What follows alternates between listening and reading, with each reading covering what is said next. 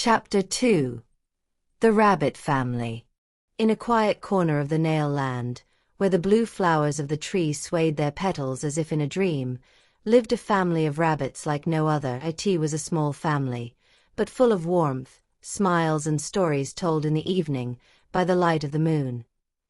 Every moment of their life was a song of love, a thread of light that connected the sky to the earth, the forest to the heart, and the dream to reality. The father, Noel, was a tall, elegant rabbit, with fur as white as the undisturbed snow and eyes as clear green as the spring grass. It seemed that in his gaze was reflected all that was good in the world. He had a quick mind and a brave heart, and his skillful paws could transform any piece of wood, any leaf or strand of moss, into something priceless. He was the architect of the forest, as all the living creatures called him. When the wind brought rain and the clouds hung heavy over the land of Nale, Noel spent his days planning, drawing, measuring, and dreaming. He did not build not just houses, but shelters with a soul, places where the wind could sing and the rain could dance on the roof without fear. Their house, made from the trunk of the blue flower tree, was his most beloved work.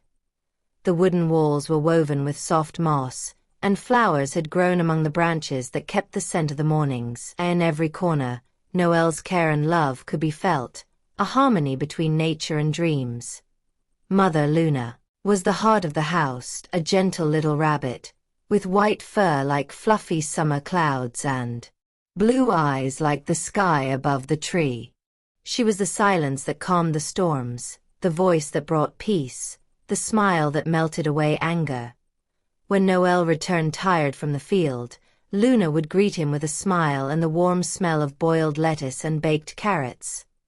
Luna loved simple things, picking aromatic herbs, drying them in the sun and window, to sing to the children while it was raining outside, to gather flowers and tie them in her hair. She had a sweet and pure voice, like a ray of sunshine among the leaves.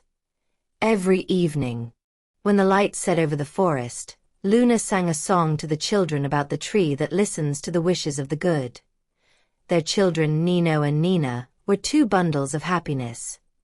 Barely born, they filled the house with laughter and curiosity. Nino was the mischievous one of the family, always the first to jump out of bed, the first to want to find out what was hidden behind the pantry door or in the hole under the stairs. Nina was quieter, more dreamy. She liked to look at butterflies and imagine that each one had a story.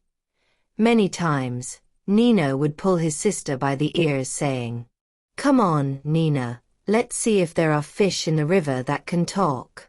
And Nina laughed and answered, "Maybe so, but only if you know the language of water." The two rabbits were the soul of the house. Luna made them clothes from thin cloth. Noel built them a swing from a branch woven with grass, and every day they discovered a small wonder of the world together. Their house always smelled of fresh grass and wildflowers. In the large corner of the living room, a clay pot was filled with clear water, brought from the river. In another corner, Luna held a wicker basket filled with carrots and green leaves. A small candle made of natural wax hung above the bed, and its yellow light trembled slightly in the evening, making the shadows on the walls dance. Every morning, the rabbit family woke up early. The sun penetrated through the blue flowers, and the dew dripped down the windows like tears of light.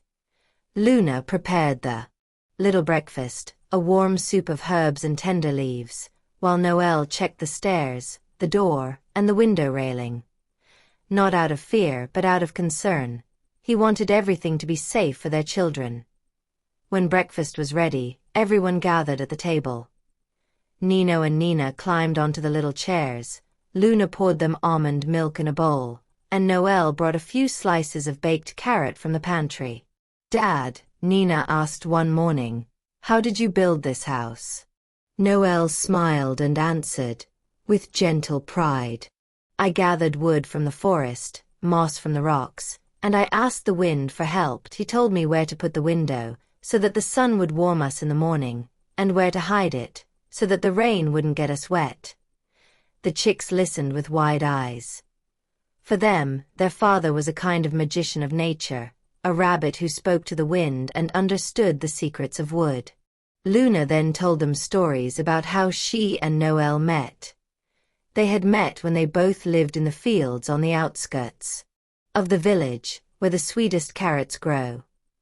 Noel built shelters for poor rabbits, and Luna brought herbs and water to the sick. On a rainy day, they took shelter under the same bush, and there, among the drops and wet leaves, they fell in love.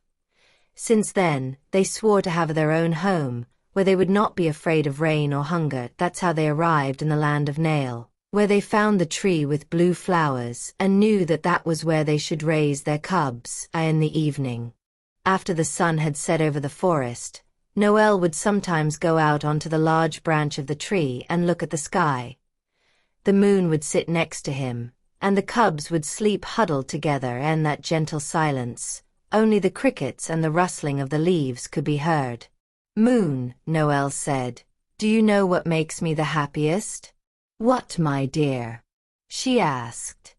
"That not only the house is strong, but also our family. Its warmth holds better than any wall." And Luna smiled at him, because she knew he was right. The next day, their life was full of games and discoveries. Nino and Nina learned from their father how to recognize good wood for construction, and from their mother which leaves can be eaten and which cannot. The house had become a small school of the forest. When it rained, Nino would press his nose to the window and watch the drops flow. He liked to believe that each drop was a story fallen from the sky. And Luna, with her gentle voice, would tell him, "Yes, little one, the rain brings stories from the world of clouds." Each drop was a star that fell tired to the ground on clear days. Noel would take the cubs to the edge of the forest and show them how blue flowers grow. When Nino asked why they were blue and not red, Noel would tell him answered, "Because they are flowers that were born from a dream. And the dream is always blue, like the sky above us." The rabbit family was known throughout the Nale Land for their kindness and hospitality. Birds often came to sing on their branch, and hedgehogs and squirrels stopped at the gate to ask for advice or a piece of salad. No one left there without a smile. When evening came, the moon would light the candle, and the scent of blue flowers filled the house. Noel would tell a story about the forest. The chickens would fall asleep, and the wind would gently blow over the stem, like a comfort. Thus passed the days in the treehouse with blue flowers, simple but full of beauty. Small family, in a big world, living with an open heart and with a dream always close. In that house, time never rushed. Every morning was a promise of light, every evening a poem, and between them, love took the place of any miracle. Because there, between wood, moss and blue flowers, Noel, Luna, Nino and Nina did not just have a house. They had a home. The place where every heart feels safe and where every breath turns into joy.